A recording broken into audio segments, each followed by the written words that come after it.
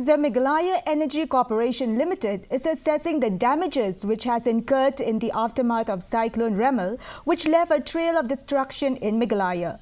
Power Minister A.T. Mondal told reporters that several transmission lines in the state, especially in Garo Hills, have been damaged, while pointing out that much damage in Khasi Hills region bearing few local issues, but the damages are huge in Garo Hills region.